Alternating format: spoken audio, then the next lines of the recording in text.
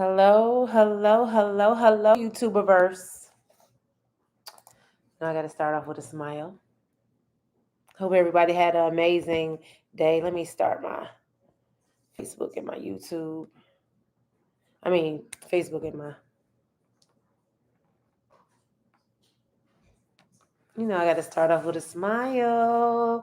Happy, tantalizing, terrific, triumphant Tuesday. It's a great day to have a great day, or it's a great night to have a great night. Whichever it is for you, it's always great. So, if you don't know who I am, my name is Toria Howard, and I'm an educator.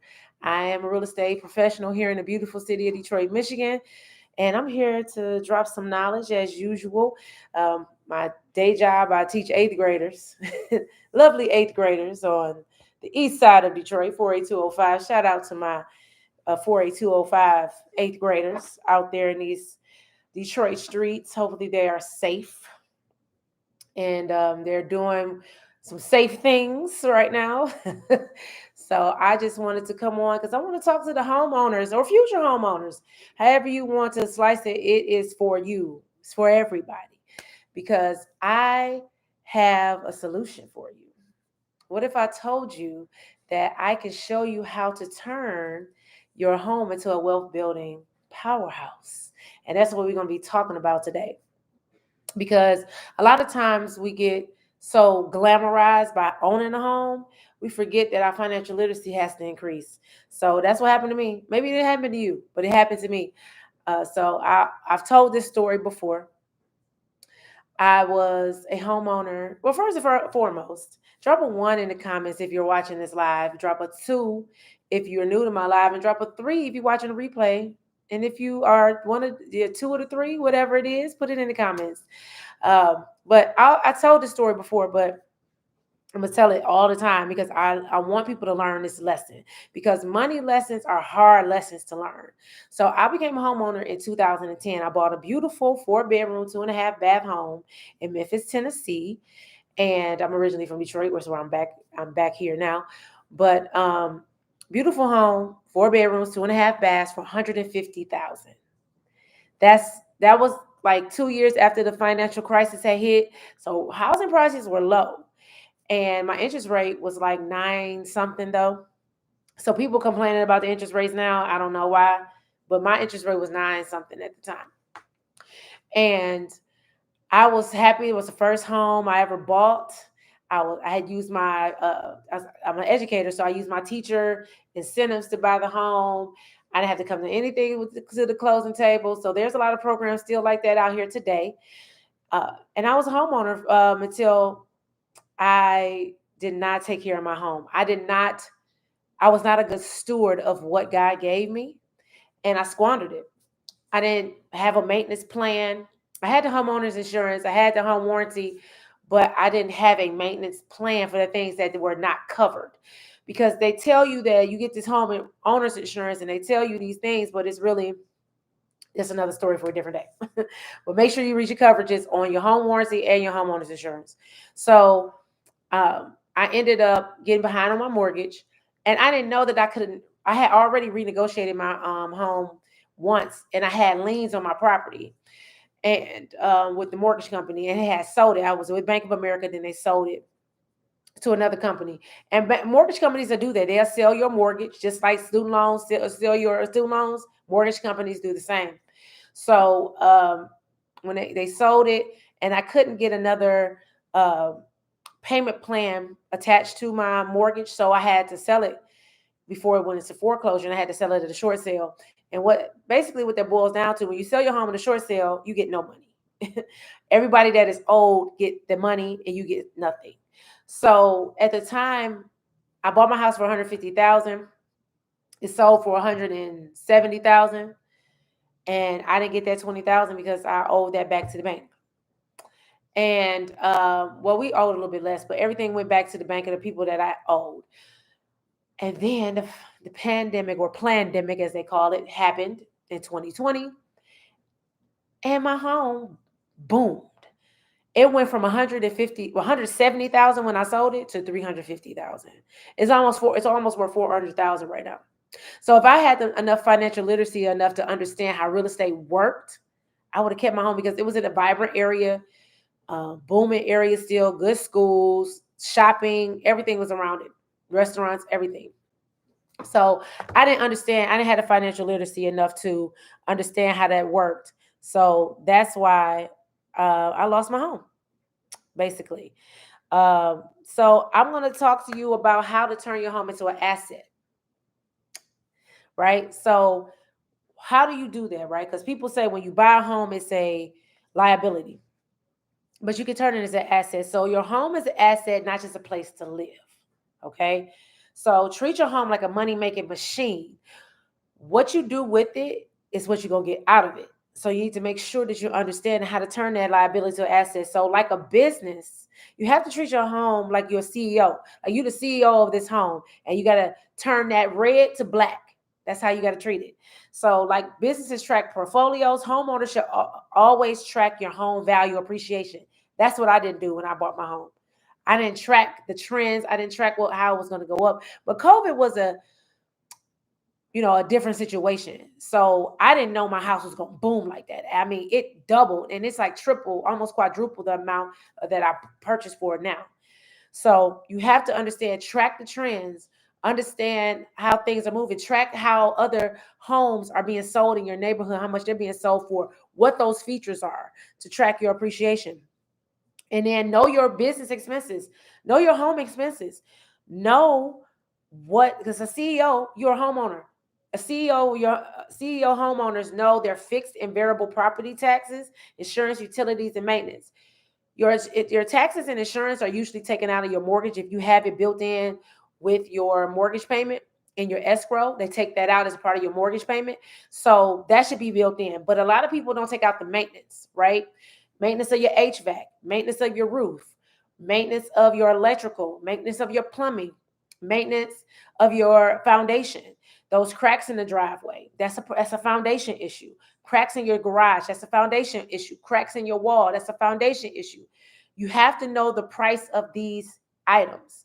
And what you do is usually you roughly understand how much it's going to cost for you to replace these items within a certain amount of time. A roof nowadays usually asks like 15 years, depending on the type of roof. If you get the regular standard roof, they're not lasting 20, 30 years unless you have like a metal roof or one of those clay roofs. But those are expensive too because they got the tiles. But depending on where you are, they don't really do the clay roofs. You can get a metal roof in certain places, but a lot of people just use that asphalt type of roof, the shingle roof. So those only last about 15 years. And if you're in a climate that's very cold, wet, rainy, you get a lot of adverse weather conditions, this not going to last that long. So no, so you'll take your roof costs and divide it by the many years it's going to take you to replace it, and then take that number and divide it by 12, and that's what you will save every month as your maintenance savings. That's separate from any type of nest egg. It's it's separate. Your maintenance fund is separate from your your savings for your disaster savings, your investments. That's separate. So know how much these things cost and put it, like, create a simple monthly spreadsheet, track every running business budget. Like, this is a business, like your real estate is a business. But they have budgeting apps. If you're tech savvy, use a budgeting app, or go old school, put pen and paper.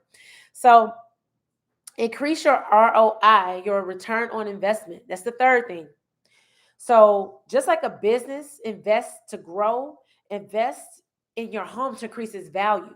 So for example, a 5K kitchen refresh could add 15K to your real estate. Just 5,000 could give you 15,000. And I tracked it before. If you go to my page on my Facebook, I did a whole breakdown of this.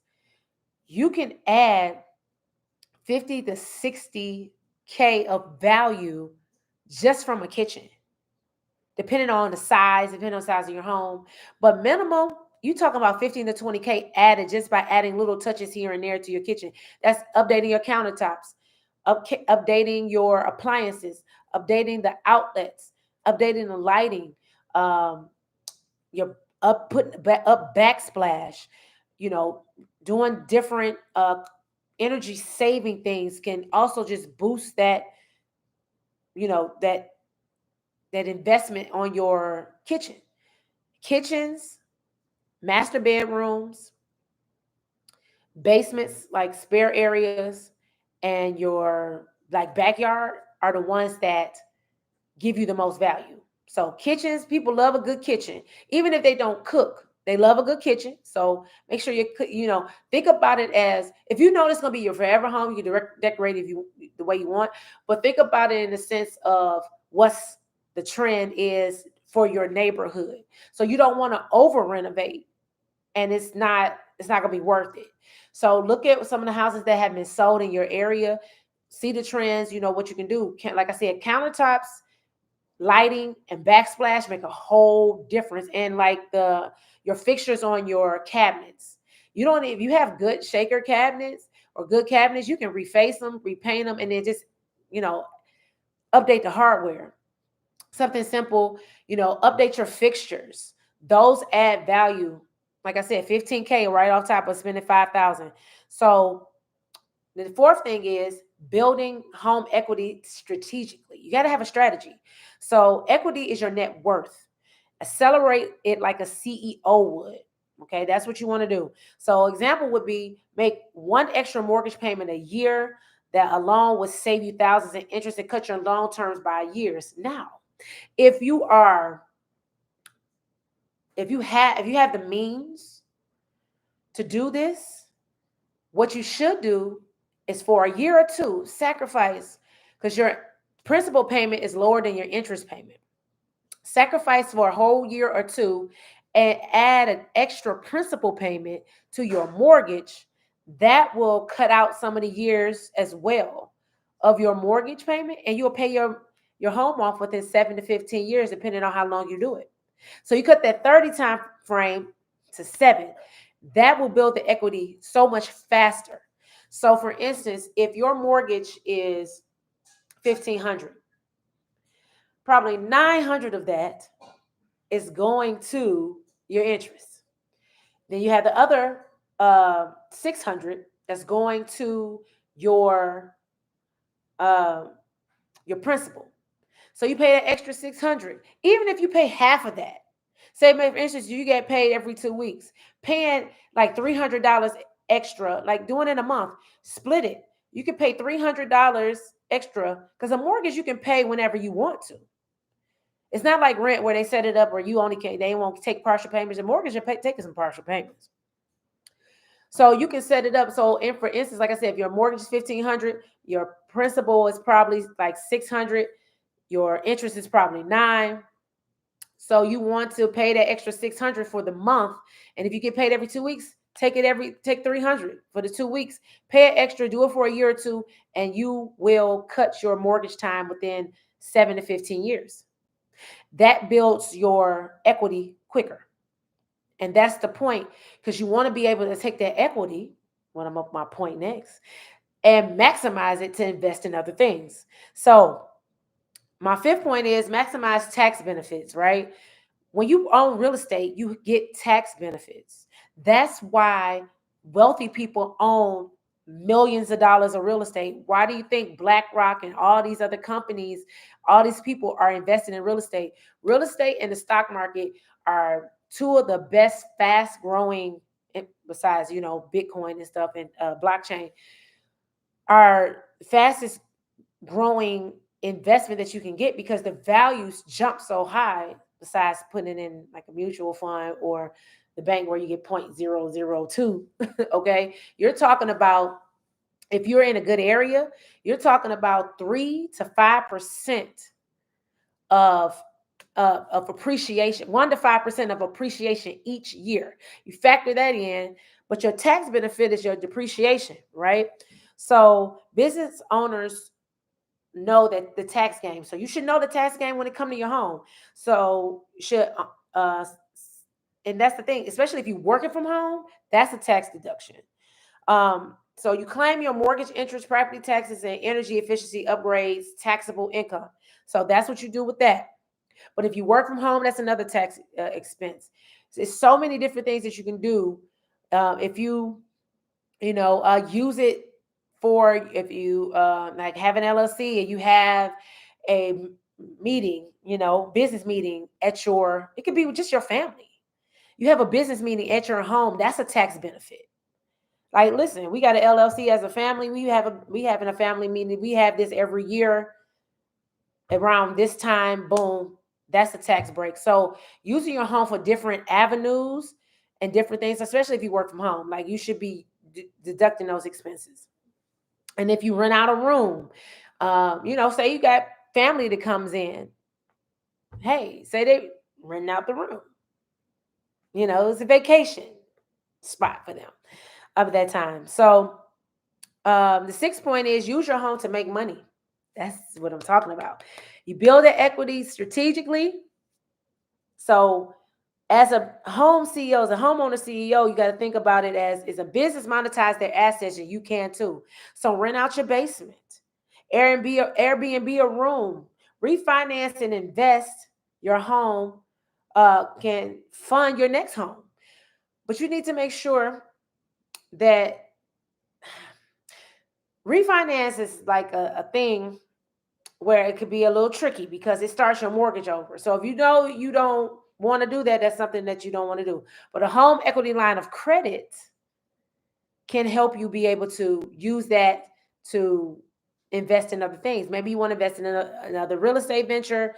You want to invest in stocks. You want to use that equity that you could pull down to invest in another asset that's going to make you money, that's going to help you pay back that, because you have to pay that back. Now, one thing that I learned from Myron Golden that he says, this is quoted from him: if you get a home equity line of credit, direct deposit your paycheck into your home equity line of credit and write your bills and everything from there, and that's paying it off.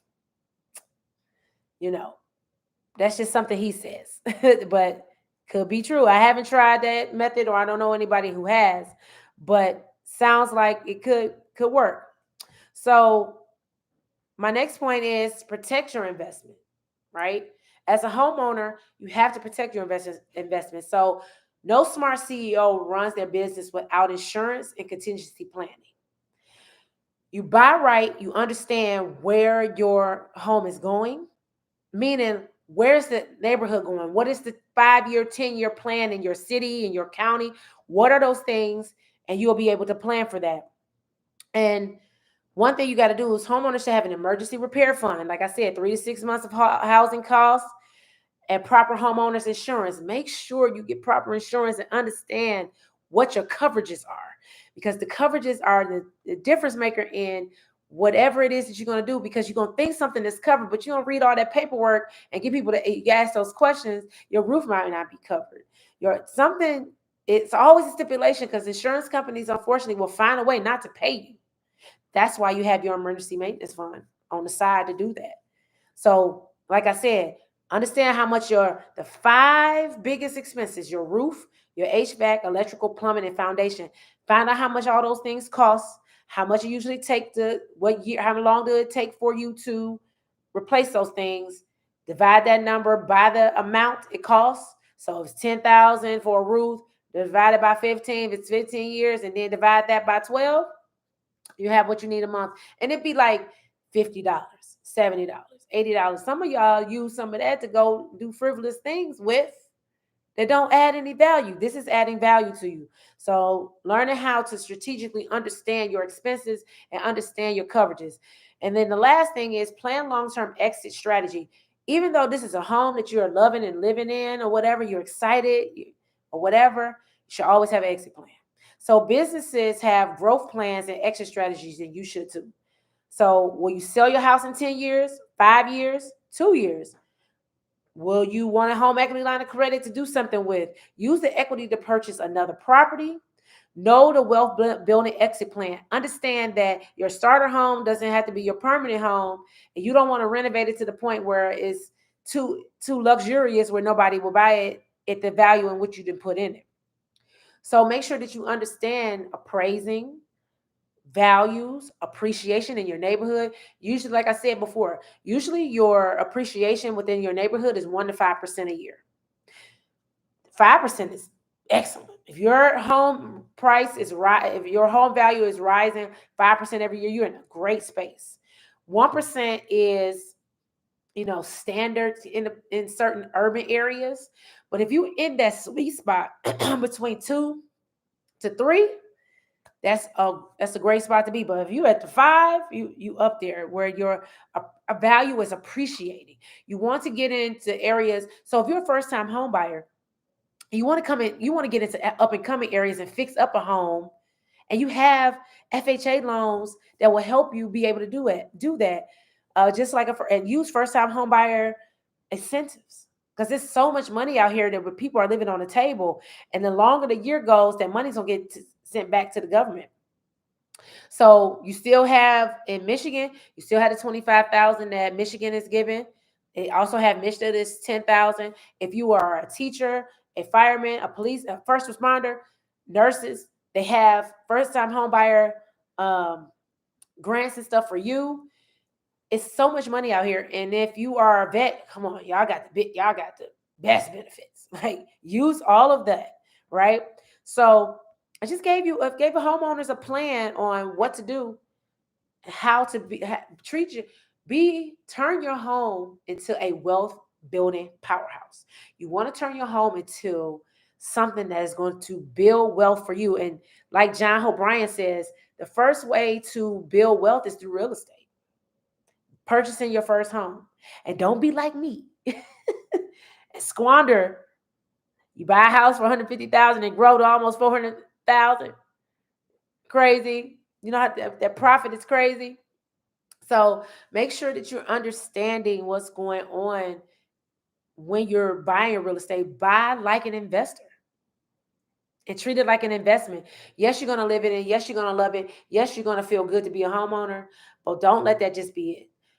Be a homeowner CEO, especially if you're a business owner. So if you're ready to run your home like a business and turn your keys into capital, grab my ebook. I talk about this and I give you the step-by-steps in my ebook, House Rich and Money Smart, how to turn your home into a wealth building powerhouse.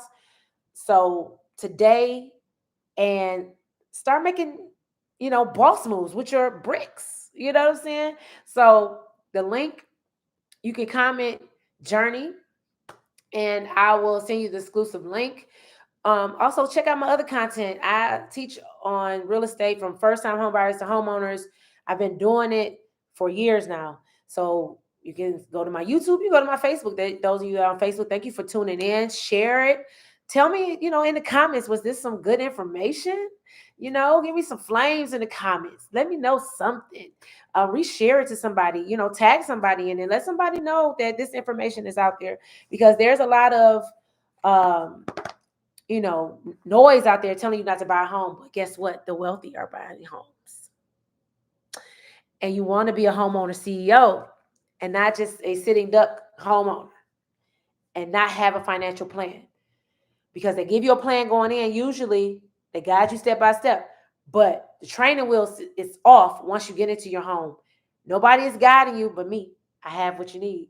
So you can, like I said, you can comment journey, and you can grab that ebook, nominal price.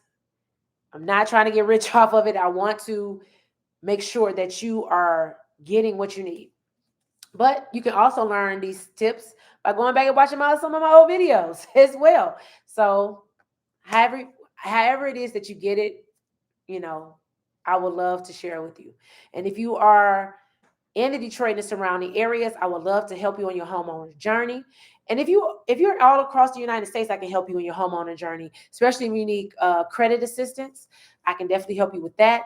I'm plugged into plenty of lenders and real estate agents all across this country, and I help people with their credit to get you qualified. But I also have a lender who is giving home loans. She's on a mission to help 1 million people become homeowners with her program, and her woman-owned, veteran-owned, Black-owned bank. 600 credit score, 56 debt-to-income ratio. All you have to have is 2 years of steady income. That's the criteria. So It's money, and you get first time home buyer and closing cost assistance. So, and you that means you haven't had an FHA loan in the last 2 to 3 years. You still can get those incentives. So I bid you adieu. Thank you for tuning in to Real Estate Tuesday. I got an appointment with someone who wants to boost their credit. Okay. So I got to jump on this other call, but I love y'all. Share this with somebody that really needs the financial literacy. All of us do. It's time to increase our financial literacy, our financial IQ, and start following the money. And one way you can follow the money is purchasing real estate. So have an amazing day.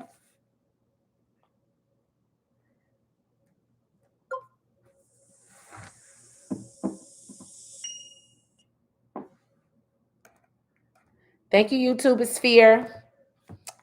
See y'all later.